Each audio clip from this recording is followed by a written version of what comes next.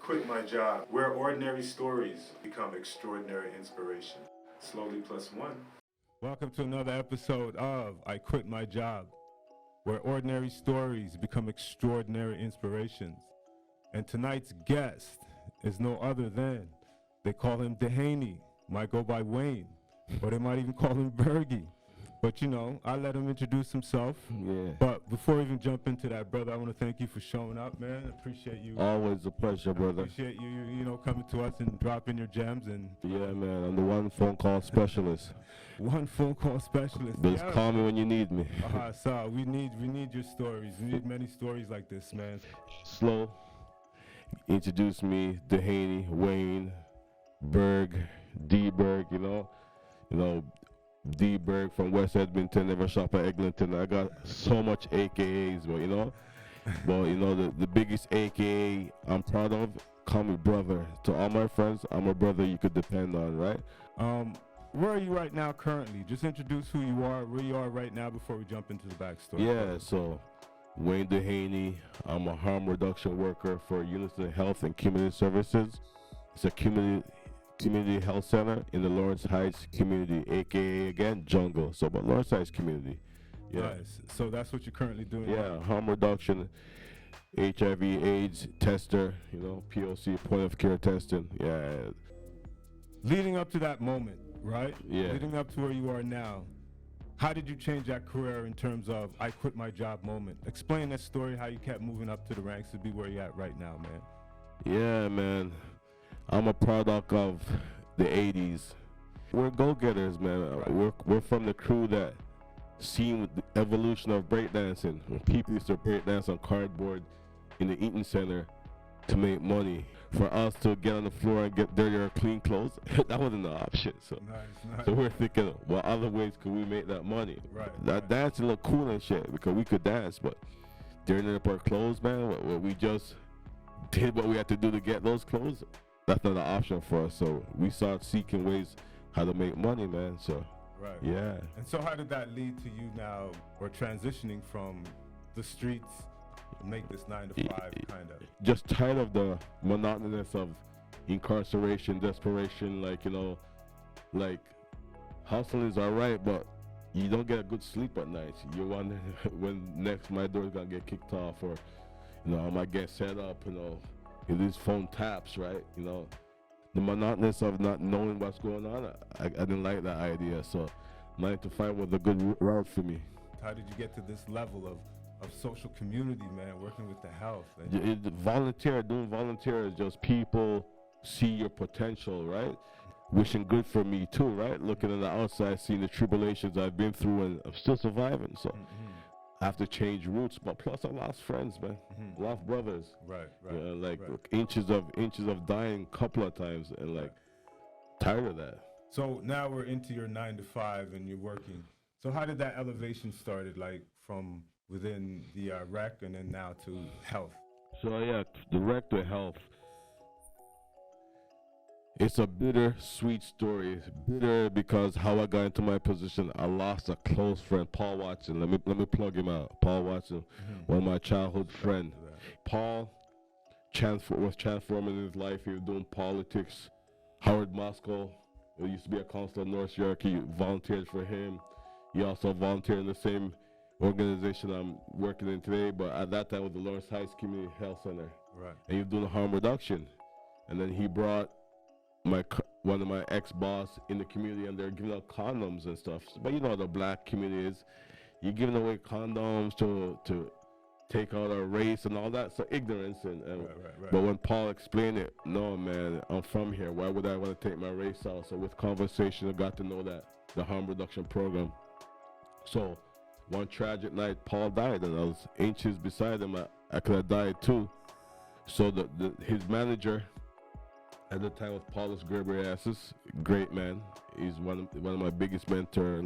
Where I am today, I give the power and the glory to him for believing in me, right? So after Paul died, he took that tragically for 6 months. 6 months he took leave off of work to just get himself back, because this Paul was the glue to the community, right? So he kind of lost focus, but 6 months he shook himself off and came back in the community. It says, I want to do great work in this community, but Paul was my end. Where could I get another Paul? People tell me the truth, you cannot get another Paul, but you could get another Wayne Dehaney. He's one of Paul's friends from childhood, but everybody asks, my name keep on coming up. So one day came to the community center and said, Wayne, I remember you introduced you to Paul. Yeah, Paul was good. Your name being thrown around to me. He says, would you like to? I said, don't even finish that statement. If that's a work where Paul's doing, I'm going to continue that work. Oh, nice. So right there, I started to volunteer. Everybody vouched for you because you've been that community dude from time and they know your reputation. So now you are here in terms of now you're working. Tell me that story, share that story in terms of how you did not see yourself in a position, but then you're also again vouched for. Yeah. In communities like ours, racial profiling happens all the time, Right. You can't even walk to the store without being stopped. So that's another negative check towards you. So you start self-doubting yourself, like, why this? Another thing, let's take it before police harassment. Teachers telling you can amount to nothing. You've been hearing that, another negative. Right. You've been here your whole life. You're not going to amount to nothing, right? Another thing, coming from Jamaica as a 7-year-old with a lisp tongue, foreign country, they put you back a grade. Right. So all these negative stuff have been built up on you. So why would you think you're anybody that could do anything? So you had some doubts in getting that position, and because I never thought it was meant for me. Right. Meaning it was child. And what is that position? So at that time it was called a child and youth worker.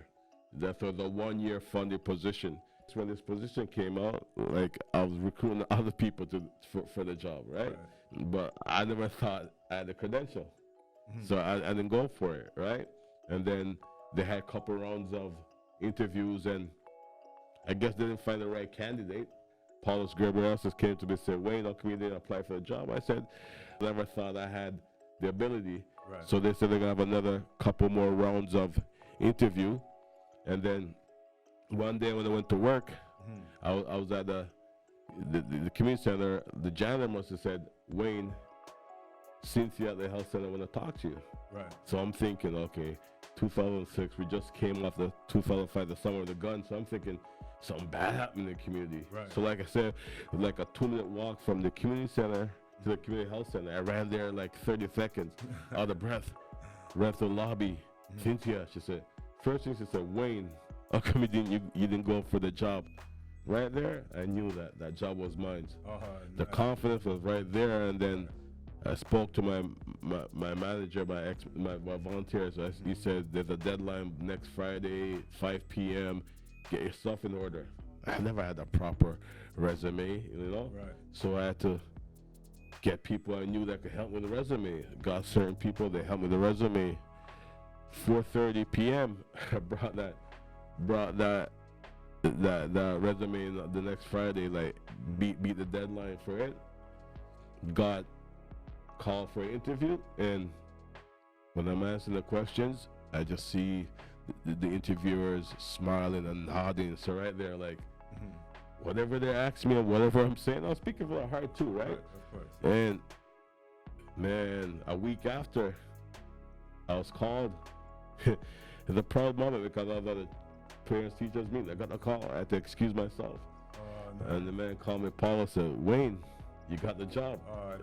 Yeah. Oh my God. Yeah. You captured that moment. You captured that confidence.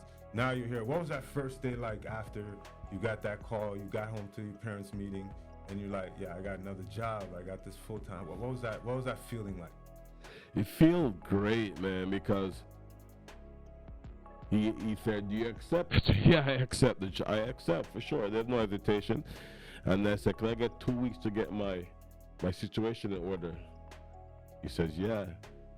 And my start a day after my birthday. I was born January 1st. What a birthday present, right? I appreciate you coming on to here, man. I quit my job. Yeah. Is there any gems you could drop that through your experiences, your lived experiences, that made you a better person that you can share? So they said if you don't walk the walk, don't talk the talk. They say if you never struggle, you don't know what struggle is, right? So I've struggled, but I also lived in a community that we had great people.